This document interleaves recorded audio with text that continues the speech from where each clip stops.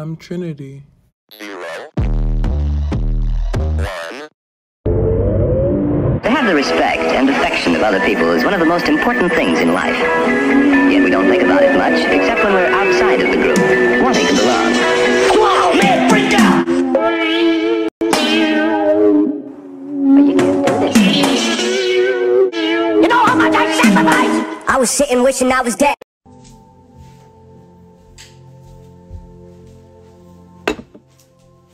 Hey guys, let me grab my chair. Hello, glad you're here. Welcome. Your shadow's just shadowing. Alright, so we are lifted, we are gifted y protegidos siempre. Si se puede, si se puede. May God bless you, may God bless me, may God bless we. And I pray that we have a successful shadow work period or shadow work session tonight. I pray that everyone is in good space, in a good headspace. I pray that everyone, if you're not in a good headspace, that you will be. I pray that everyone releases everything that they need to release tonight. I love you and thank you for being here with me.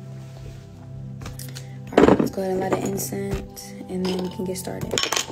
I hope everyone is doing well, swell, fine and dandy.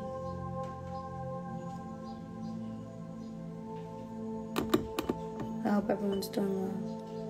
Well, let me get a lighter. Sorry. Alright, anyway. Alright, we got this lit, you know what I'm saying? Where we want to put the angle? You guys can hear me? I believe so. I believe you guys can hear me. I'm going to scoot. Alright. Let's start. Alright, Spirit. Truth only and the accurate downloads only. Please guide me to read what we need to read today, and yeah. Spirit's allowing me to read this quote from yesterday's episode.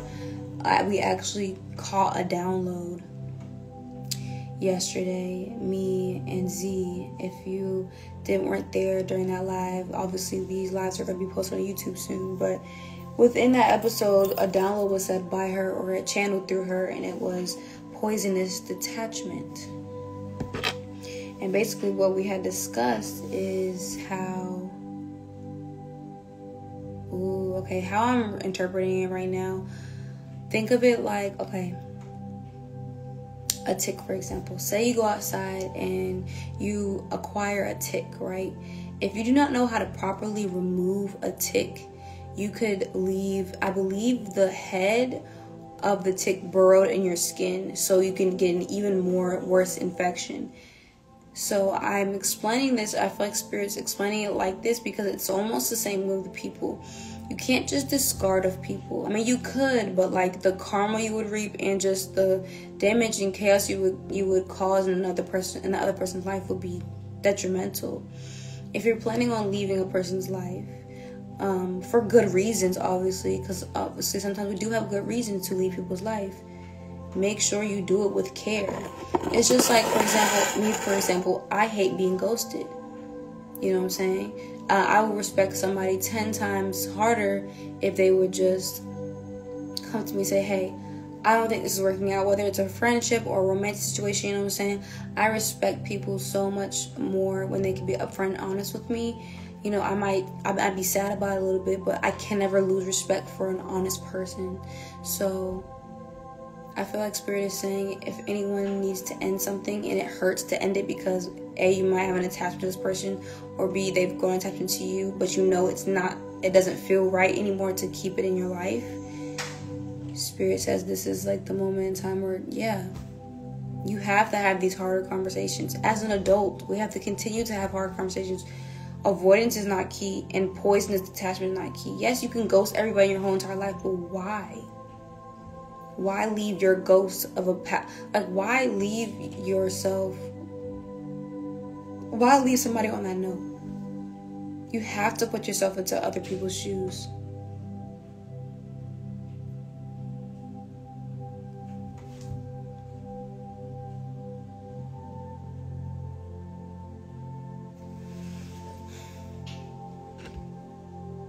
And it's not even just an ego thing. Yes, the ego is fragile, but so is the heart, so is the brain. And we get so used to people being around and everything. And I don't know, I just feel like it's very necessary for people to handle people with care. I feel like that's what I got out of poisonous detachment, is instead of detaching, so leave gracefully. Leave situations gracefully, or try to. Alright, let's move on to the next download.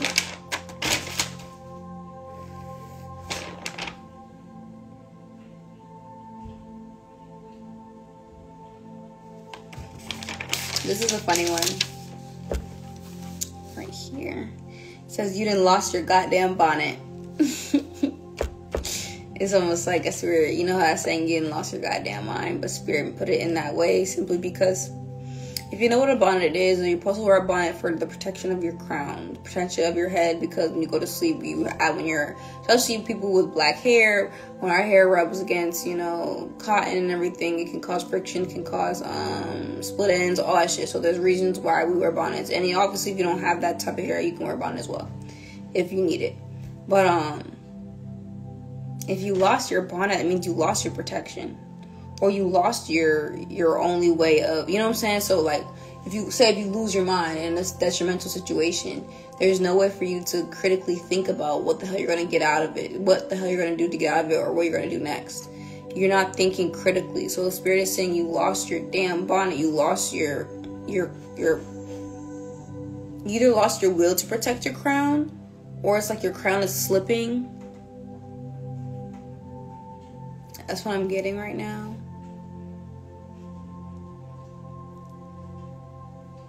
I feel like because we're here all the time, like just living every day, we do forget that there's a spiritual war going on that we cannot see. And we do forget that, oh my gosh, I don't know why, but I'm seeing a face in the paint right now on my desk.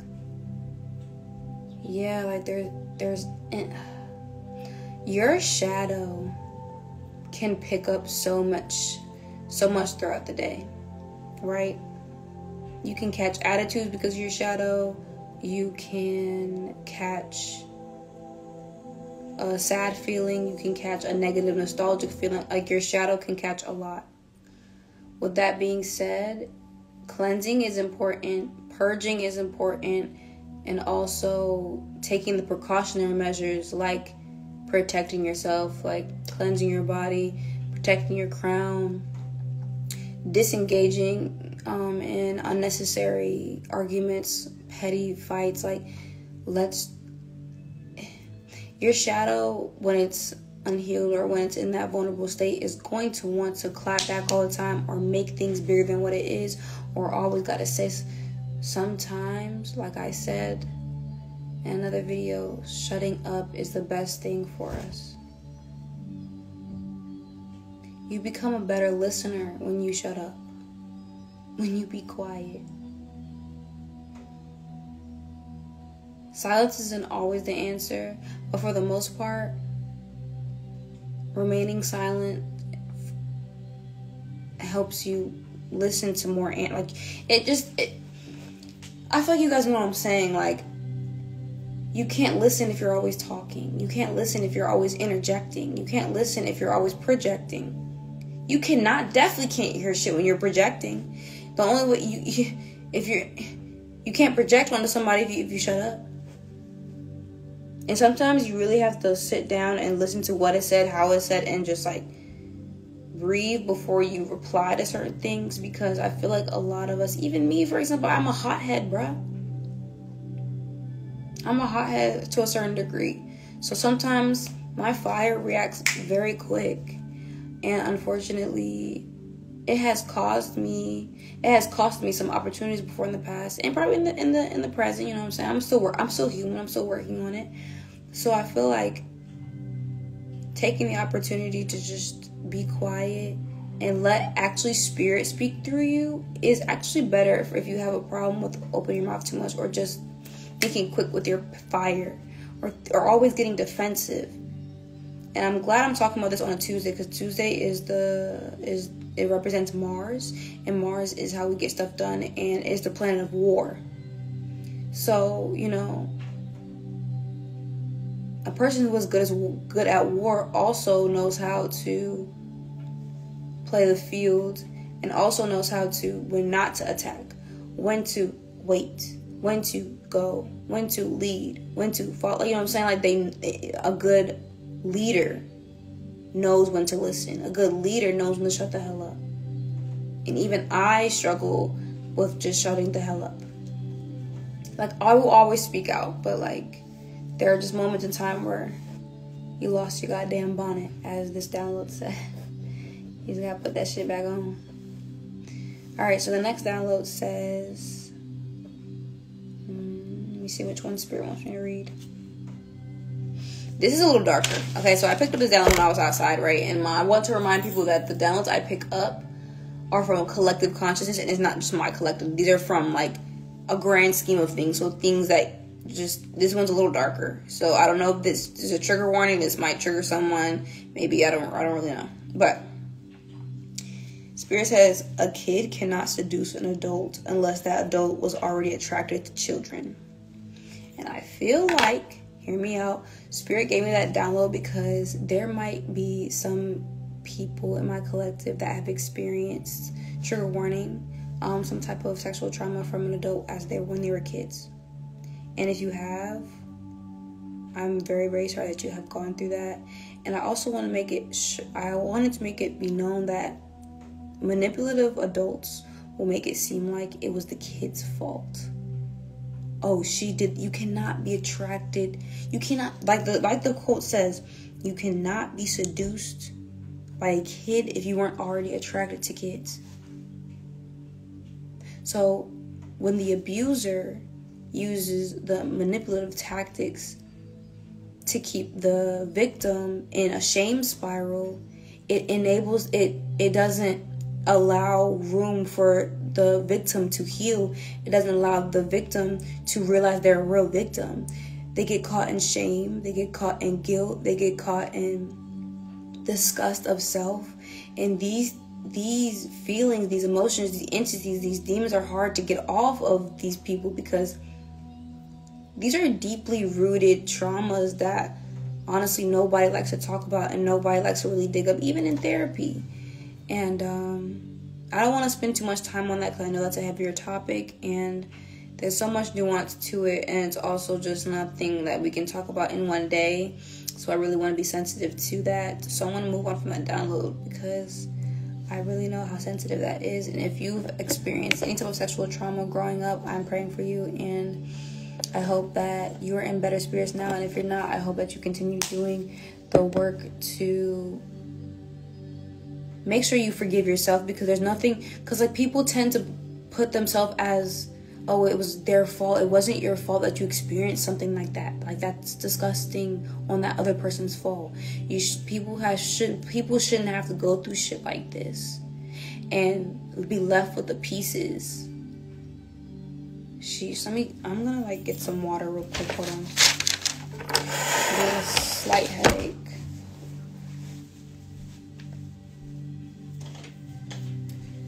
But yeah, I don't want to spend too much time on that because I know how triggering that could be. When I edit this video on YouTube, I definitely put the trigger warning and everything before I get into it. So yeah, but if you're watching this, I love you, and yeah, I love you. Okay.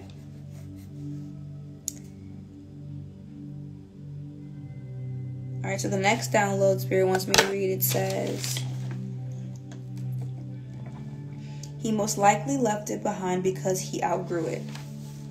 And it could be applied to he or she, but that's just how Spirit wrote it down, or had me write it down. So I'm going to read it one more time. He most likely left it behind because he outgrew it. A lot of people will look at you funny when you decide to leave a situation, leave a town, or leave, not even a physical leaving, like when you leave a mindset, when you leave a group of people, when you leave the clique, when you leave the crowd, when you leave mentally and you lock in, people will judge you.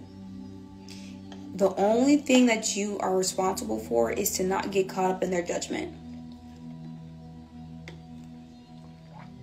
You can't afford to get caught up in other people's judgment because you take it on as your own.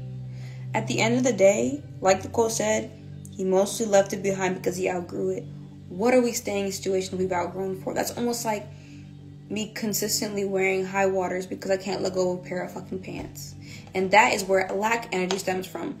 Holding on to things, like you're only holding on to something because you have a fear of not being able to get it back or get something better. So that is what? Lack energy.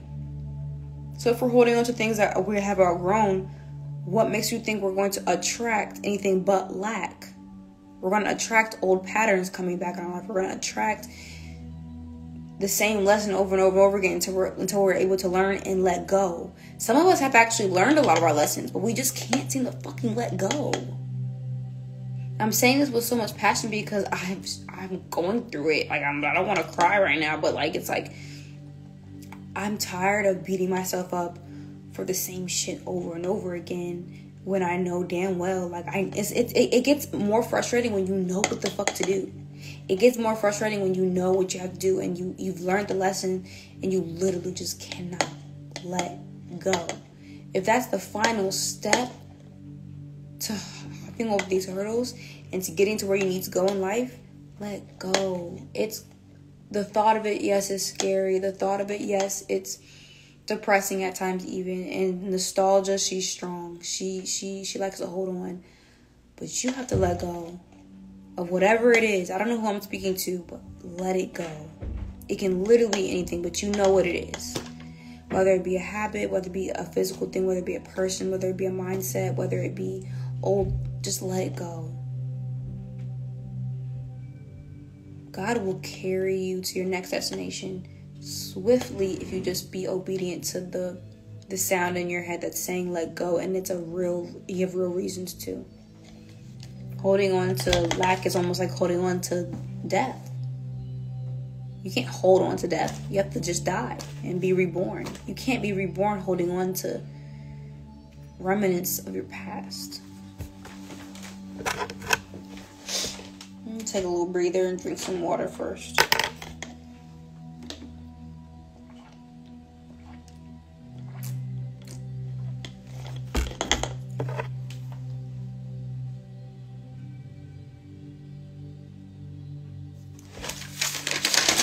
Front. I think Spirit maybe wants me to read one or two left, so bear with me. I'm just trying to see which one Spirit wants me to read next. Ooh, this next quote says, "It was only ghetto when I did it."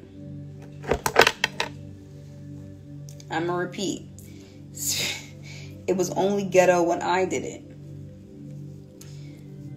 This subconscious thought that I had got as a download was, I resonated hard with it. Not too hard. I feel like somebody else could resonate even harder, but the feeling of doing something that is actually pretty creative, pretty innovative, and this is really pertaining to Black people because we go through it a lot, and getting called ghetto for doing something creative. But if another race or if another group of people did the same said thing, they're creative, they're spontaneous, they're more popular than you, doing the same exact shit. And this is happening in the industry still to this day, and it's really disheartening. It's like, I know we're supposed to just be able to like turn the other cheek and like, okay, yeah, we got it. But it gets to a point where it's like, it's not even about getting flowers. It's just about being respected as the creative you are, the creative person you are, or the original people we are. The fact that this download says it was only ghetto when I did it, I can feel the, what's it called? The animosity through this. I don't know if that's the word, but I can just feel the like, resentment in this quote, because it's like, why am I only looked through one lens? You know, all people, not just Black people, we're not a monolith. We're not just this, I don't know, like people a lot, not all, but there are people who tend to look at Black people through a certain lens and don't look at us as multifaceted people. They can't look at us as this and that, or this and this, and like they just tend to put us in a box. along with our stereotypes, and it's very disheartening, but that is something that we still need to heal within ourselves, as far as knowing that we're not that, knowing that the shit we do is not just ghetto. And if we need to reclaim the word ghetto like y'all usually do, y'all say ghetto and it's fabulous, that's fine, but it is annoying when it's only ghetto when we do it, but it's popular and spunky when another, I was about to say a white bitch, but I didn't mean to, I do, my shadow was like when they do it, it's cool. When they do it, it's trendy. And the thing is, they can wear our skin for however long they needed to be on the come up, and they can take that shit off and then go back to who they really are. We can't take this shit off. It is ingrained in us. We are black people. We are melanated beings. We can't take this shit off. This shit, we wake up with it every day. I see people wearing our stories. I see people wearing our pain and making it theirs for the time being. I see people just wearing our skin for the hell of it, because they know it's going to get them some type of success or whatever. And then they successfully drop it back off and go back to who they were, leaving us looking and feeling bitter.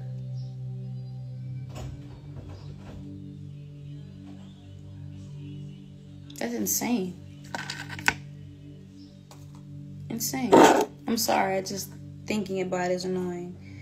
But I really don't know where Spirit wanted me to go with that, but I guess Spirit wanted me just to go on that little tangent, a little rant, that honestly, we can keep doing what we're doing. At the end of the day, people are going to like it, people are going to copy it, people are going to want to be that, but they'll never be that because they'll never feel that. They'll never feel that because they'll never see that. They'll never see that because they're not that. They never will be. So just remember that, instead of being bitter or being disheartened because you're not getting the credit you deserve, unfortunately.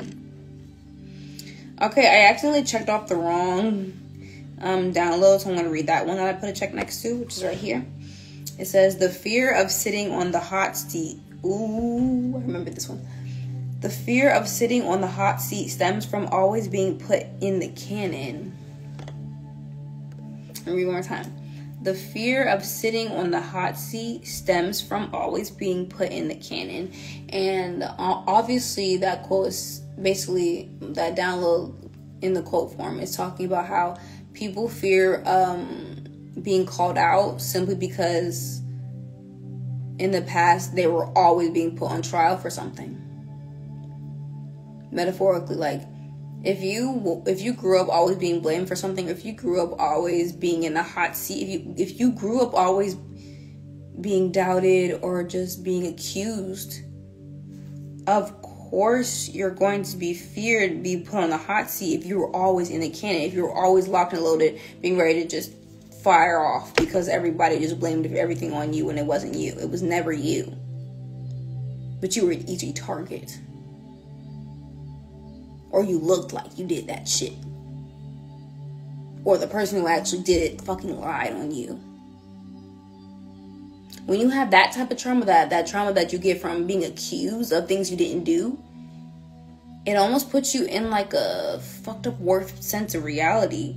So then you can't even, like, when somebody's just simply trying to hold you accountable for something, you get defensive or you literally run away because you don't even want to listen to it because you're so used to just being accused of shit. You get anxiety. Some people get anxiety for people confronting them. We should not fear confrontation because confrontation shouldn't actually have a negative connotation to it. I feel like it only has a negative connotation to it because we attach confrontation with physical fighting. If I ask to confront you, it's because I want to speak to you about something. I want to be direct with you. I'm not your parent. You shouldn't fear me. People are not your parents. They shouldn't fear. You shouldn't fear people. Somebody asks to confront you. It doesn't always have to be a fight. It doesn't always have to be a physical thing. Confrontation just should not have a negative connotation. We confront things to face things head on. In this generation, unfortunately, that directness, that sternness, we fear it for some reason. I understand it, but it's annoying. And I feel like Spirit is really like highlighting the fact that you have to get over the fear of being held accountable. You have to get over the fear of maybe people wanting to ask you questions about why you did something, or, you know what I'm saying? Like, doing the work to get over the feeling of being accused, because you're not being accused if somebody's just simply asking you what you did. You're not being accused if somebody is simply just confronting you on a situation that you were involved in.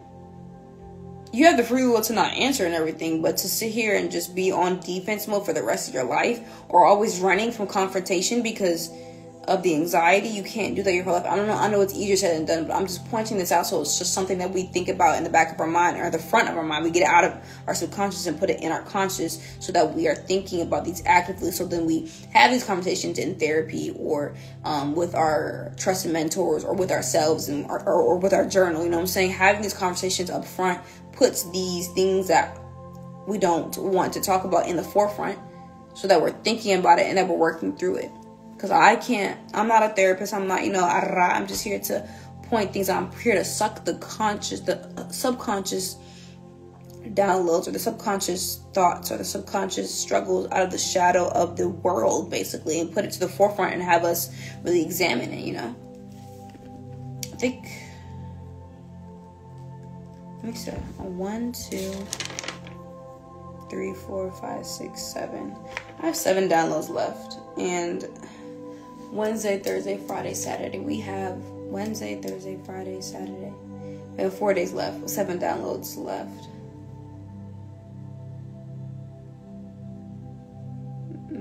Yeah, I think that's going to be it for today.